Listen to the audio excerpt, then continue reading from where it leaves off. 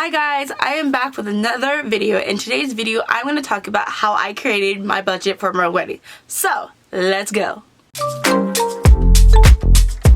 Now, before I start on how I put my budget together, I do want to mention that this is only my budget for my wedding. This is not for anybody else. This is not typically on how to put, it could be on how to put your wedding budget together, but this is how I did it and how I put my wedding budget together for my wedding. So the first thing I did was I looked for a venue. I feel like, to me, when I was putting my budget together, I felt like the first thing that I wanted to do is find a venue. I really didn't know how much I wanted to spend on the venue because I wanted to make sure I wanted to find a place that was able to do everything that I wanted for my wedding. I know some places that I was looking at, they were very limited on what you can do for your wedding. For instance, hotels, sometimes golf club areas, they are very limited on what you can do for your wedding. So that being said, I really wanted to make sure I found a place that was able to do all the creativity that I wanted for my wedding. And luckily I did, and the total for my venue was $12,000. I feel like that was kind of cheap, especially in the San Francisco area, and especially for a place that I wanted to do everything for my wedding in that venue. Also, when I looked up for a venue, I wanted to make sure that they had tables and chairs, because that was one of the big things that we wanted to save money on.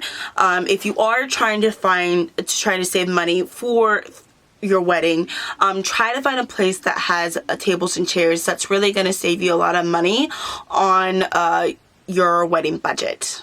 So after I figured out the venue that I wanted, I started from there. I chose 3 things that was really important to me. Number 1, my dress. Number 2, the decorations. And number 3, the food. Everything else I didn't care for, but those were my 3 main things that I really wanted to make sure I had money for my wedding. And that's what really helped me out to really budget on what I wanted, because since I already made sure that those are the 3 things that I wanted, everything else was going to be cheap.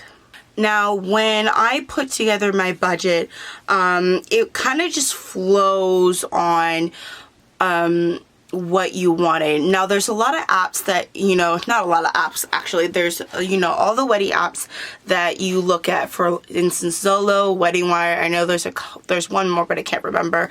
But on Wedding Wire, which I use, it gives you a budget list on how much things might be, so that really helped as well.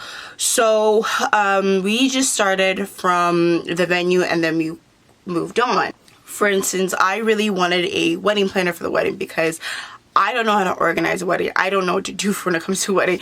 Nobody does, but like, if you are not an organized person and you just want somebody else to do everything for you, hire a wedding planner, because I'm pretty good at organizing when I want to be, but in most parts I'm pretty lazy on things. So I really wanted to have a wedding planner and really have a person guide me on what I really needed to do for my wedding. Now, as I go through my budget, I'm just going to do a list of all the things that I am going to pay for or that I already paid for my wedding. The wedding planner, I wanted a full service for the wedding planner, so I found a really kind of like a nice good deal on a wedding planner, which is $5,000. She has a full service for $5,000. She also has discounts for when it comes to flowers and other places like that, so that was really a big bonus for a $5,000 wedding planner. My venue is $12,000, and it has tables and chairs. It has a really nice area. It's a very big, spacious area, and that's also another thing that you want to consider when you are looking for a venue, is if they have tables and chairs. That will really save you a lot of money for your budget. If your venue does not have chairs and tables, it could get a little pricey, but it really depends on what type of chairs you want, or if you just want basic chairs. So just be considerate on when you go to a venue and you like the place, make sure, if you want to save money, that they have tables and chairs. Now for food, my budget, my wedding planner was thinking that I was gonna spend $20,000 for food.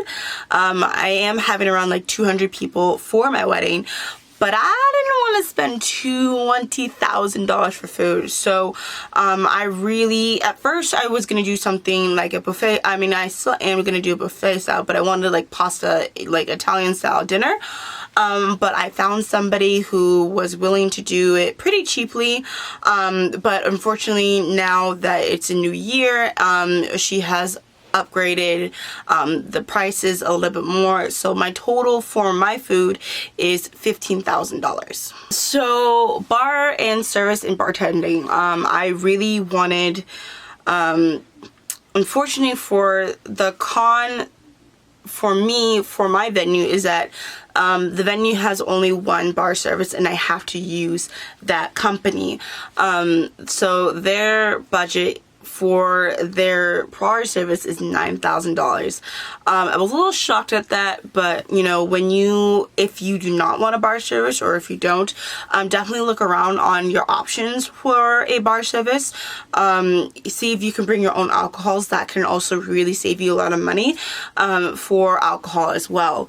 Even with just beer and wine, and that's, for me, I mean, that $9,000 is just beer and wine and soft drinks, so it's a little pricey, I think, for my wedding. So hopefully I'm gonna find a cheaper option for my bar service. But if you are gonna have a bar service, see if you can maybe do a cash bar, which also might be cheap, or just keep it beer and wine if you want to keep your budget cheap.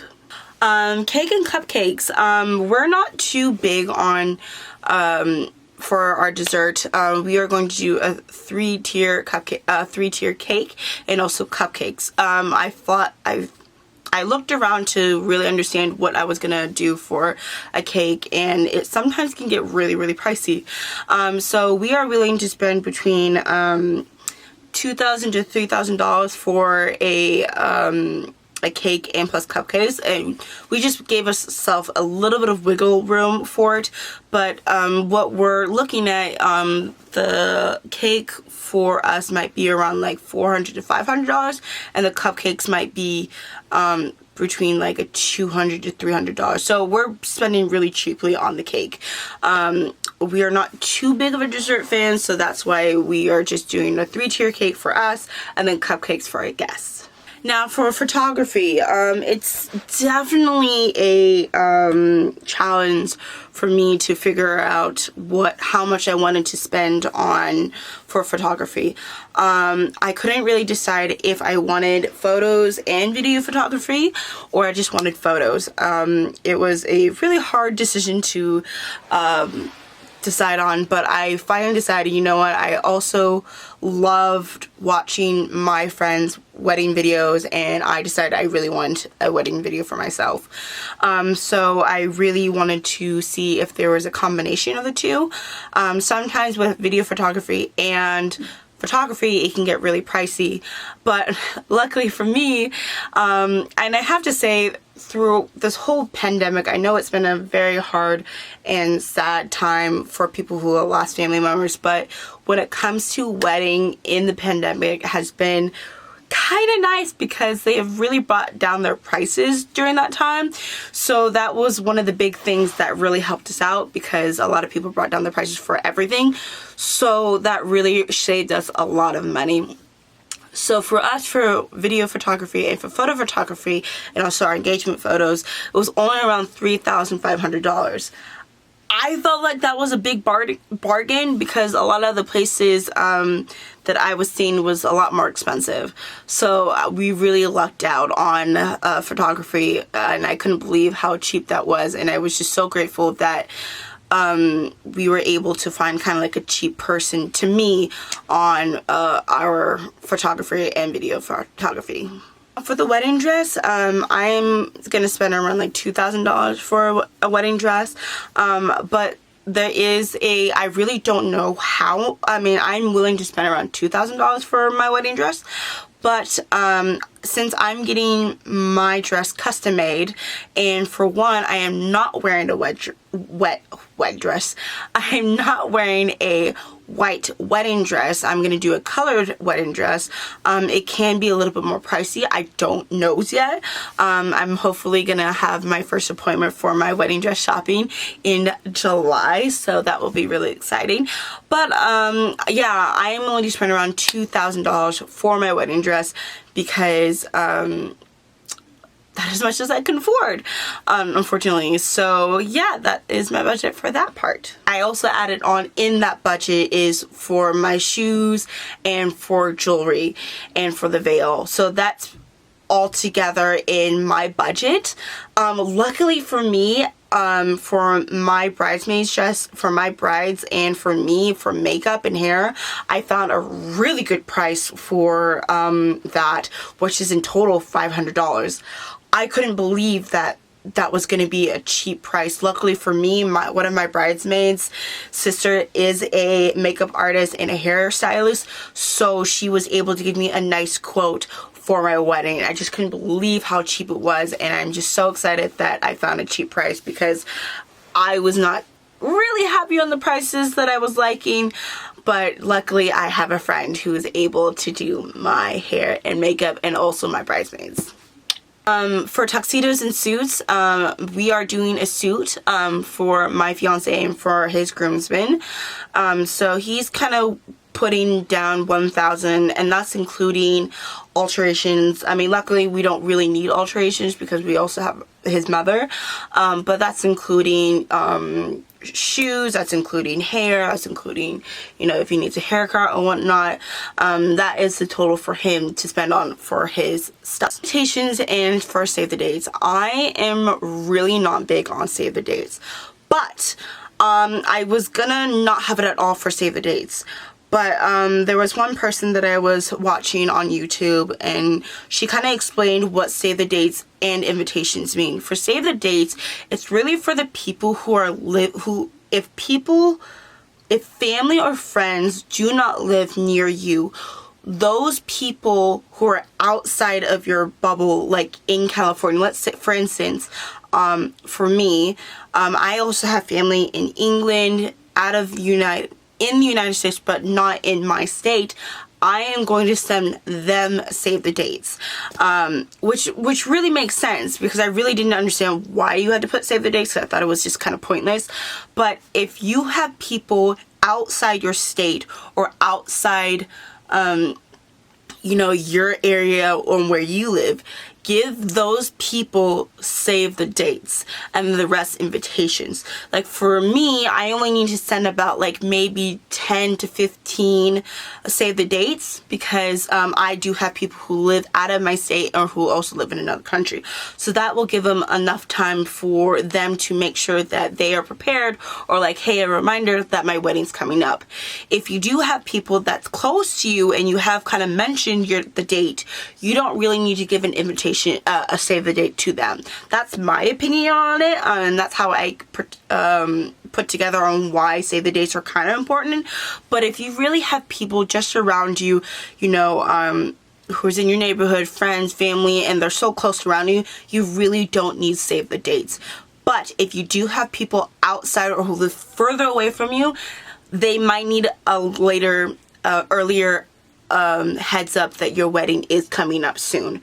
So just be on the, you know, it just really depends on where your family is, where your friends are they close or are they far? If they're far, do save the dates. If they're not, just give them an invitation. That's how I see it. DJ, my DJ is pretty cheap. I'm really thrilled on the price on that. In total for a DJ is $1,700, and that I felt like that was a really cheap price for a DJ. I have seen higher prices for a DJ, but you know, luckily for this pandemic, a lot of people have brought their prices down. So I've been getting a lot of good bargains through this pandemic. So that was a really nice price for me to pay for my DJ. When it comes to transportation, we are gonna have a limo for me and also for my bridal party and for my groomsmen.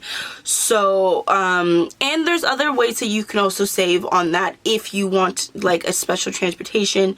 I heard that Uber or Black Uber X, they do some it's kind of like a special occasion moment, I guess. I don't really know what all that's about, but I guess Uber Black X is kind of like a bigger vehicle for bigger parties.